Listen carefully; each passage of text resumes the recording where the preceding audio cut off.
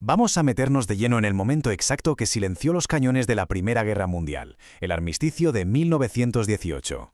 Pensemos en esto por un momento. Después de más de 4 años de un conflicto salvaje que lo cambió todo, el final no se decide en un gran palacio, sino dentro de un vagón de tren, escondido en un bosque. Es un escenario casi de película para uno de los momentos clave del siglo XX.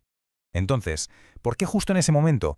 Pues porque a finales de 1918 para Alemania la guerra era ya insostenible. El país estaba literalmente al borde del colapso total. Había varios factores que estaban ahogando a Alemania. Por un lado, el bloqueo naval de los británicos provocaba una escasez de comida terrible. La gente pasaba hambre. En el frente, los soldados ya no podían más, estaban agotados y sin moral. Encima, la llegada de tropas frescas de Estados Unidos les dio a los aliados la ventaja definitiva.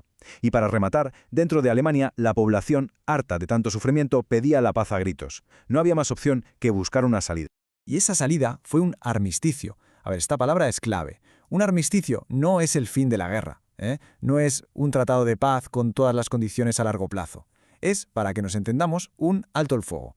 Un acuerdo para que los ejércitos dejen de dispararse mientras los políticos se sientan a negociar la paz de verdad. Así que, con la urgencia de parar la lucha, se organiza una reunión. Pero el lugar que se eligió fue de lo más peculiar. El mariscal francés Ferdinand Foch decidió que la reunión sería en su propio vagón de mando, aparcado en un claro del bosque de Compiègne, porque ahí, pues para mantenerlo todo en secreto, lejos de la prensa y de las presiones.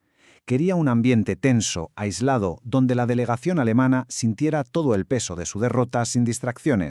Y aquí tenemos a los protagonistas. Por el lado aliado, el jefe supremo militar, el mariscal Foch. Por el lado alemán, una figura que sorprende, Matthias Erzberger, que era un político, un civil, no un general. Y es que el alto mando militar alemán no quiso que su nombre quedara manchado por la rendición, y básicamente envió a un civil a asumir esa responsabilidad histórica. Foch no fue a ese vagón a negociar, fue a dictar sus términos, y las condiciones fueron durísimas. Estaban diseñadas para una sola cosa, asegurarse de que Alemania no pudiera, bajo ningún concepto, volver a luchar. Para empezar, la artillería pesada. Alemania debía entregar 5.000 cañones, o sea, el corazón de la potencia de fuego de su ejército desmantelado. Seguimos, 25.000 ametralladoras, el arma que había dominado las trincheras y causado millones de muertos. Sin ellas, la infantería se quedaba vendida. Y por supuesto, el poder aéreo. 1.700 aviones de combate.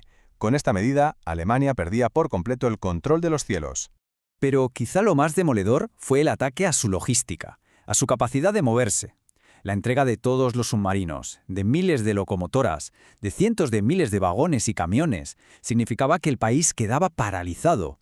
Imposible mover tropas, imposible llevar suministros. Era un desarme total.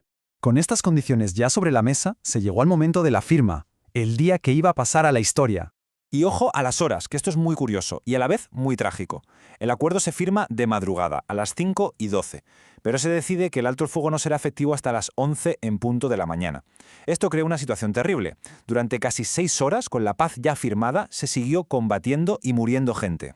A las 11 de la mañana del día 11, del mes 11, ocurrió. Después de 4 años de un ruido industrial y constante de explosiones, disparos y gritos, llegó el silencio. Un silencio tan profundo y tan repentino que los propios soldados al principio no se lo creían. Salían de las trincheras con miedo, pensando que era una trampa. La lucha había terminado, sí, pero la paz de verdad estaba todavía muy lejos. Se podría decir que el fin de la guerra fue solo el comienzo de un nuevo capítulo lleno de problemas. El contraste en Europa fue brutal. Mientras las calles de París y Londres eran una fiesta, con celebraciones masivas, alegría y un alivio inmenso, en Berlín el ambiente era lúgubre. Allí no había nada que celebrar, solo la confirmación de la derrota, el hambre y una incertidumbre total sobre qué iba a pasar. El impacto fue inmediato. El emperador alemán, el Kaiser, tuvo que abdicar y el país se convirtió en una república.